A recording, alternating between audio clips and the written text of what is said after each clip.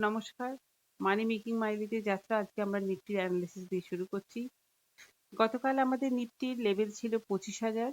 25,000-এর লেভেলটা আজকেও একটা স্ট্রং রেজিস্ট্যান্সে কাজ করছে।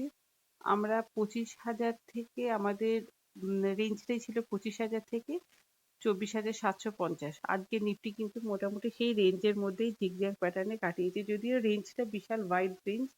এই রেঞ্জের মধ্যে কাজ করাটা খুব কঠিন। যাই হোক, আজকে চার্ট প্যাটার্ন অনুযায়ী 24,900 একটা লেভেল বেরিয়ে এসেছে। এই 24,900টা বেশ ইম্পর্টেন্ট লেভেল। এখানে আগেও অনেকবার সাপোর্ট বা রেজিস্ট্যান্স ফেস করেছে নিফটি। যাই হোক, এই 900 লেভেলটা বাই চান্স যদি নিফটি ব্রেক করে পজিটিভলি, সেই ক্ষেত্রে আমরা বাই সাইডে যেতে পারি বা একটা কল বাই করতে পারি, যেটা টার্গেট হতে পারে স্পটে 25,000 পর্যন্ত। 25,000 যেহেতু একটা খুব স্ট্রং রেজিস্ট্যান্সে কাজ করছে, আমরা 25,000-এর কাছে গেলে অবশ্যই সেল অন রাইজে যাব। আবার 24,750 যদি নিফটি ব্রেক করে বা সেই জায়গায় কোনো বেয়ারিশ প্যাটার্ন তৈরি করে, আর সেই প্যাটার্নে যদি কোনো কনফার্মেশন পাই আমরা, সেই ক্ষেত্রে কিন্তু আমরা সেল সাইডে যেতে পারি বা আমরা পুটও বাই করতে পারি। আর আমাদের টার্গেট খুব ইজিলি বেরিয়ে আসতে পারে 24,600 থেকে 650। আমরা নিফটিকে এই লেভেল পর্যন্ত স্লাইড করতে দেখলেও দেখতে পারি। আমাদের হাতে আর একটাই দিন আছে, পরশুদিন আমাদের এক্সপায়ারি।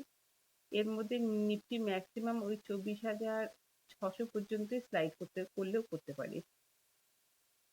যাই হোক, উপরের দিকে রেজিস্ট্যান্স গুলো কিন্তু এখন বেশি স্ট্রং নিচের সাপোর্টের তুলনায়। গতকাল আমাদের প্রথম পিক ছিল পলিপ্লেক্স। আমরা পলিপ্লেক্স স্টকটাতে 1370-এ এন্ট্রি নিয়েছি। আমরা ভেবেছিলাম 1390-তে বিক্রি করব, কিন্তু কয়েক পয়েন্টের জন্য বিক্রি হয়নি।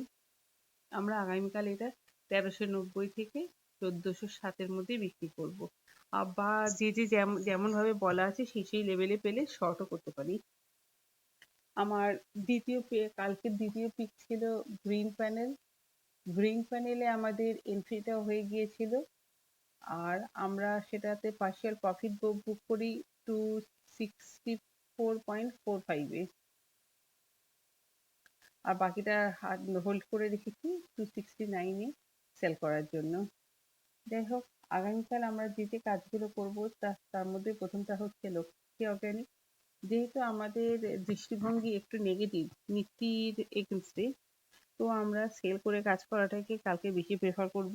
অর্গানিক আমরা 195.65-এ সেল করব। টার্গেট হবে 190 থেকে 91 এর মধ্যে, আর স্টপ লস এই ক্ষেত্রে হবে 196.5। টাটা টেকও আমরা কাজ করতে পারি। টাটা টেক আজকে একটা ভালো পজিটিভ মুভমেন্ট ছিল। টাটা টেক আমরা 778 থেকে 782-র মধ্যে সেল করতে পারি, যা টার্গেট হবে 772 থেকে 69। স্টপ লস দেবো 785-এর ওপরে। বাই সাইডে আমরা 62 থেকে 58-এর মধ্যে টাটা টেকনোলজিকে বাই করতে পারি। টার্গেট হতে পারে 768, 69 এই লেভেলটা। যাই হোক, আমরা এই দুটো স্টকে একটু কাজ করে দেখি কিভাবে কি করতে পারি না পারি। থ্যাংক ইউ, গুড নাইট, আবার দেখা হবে।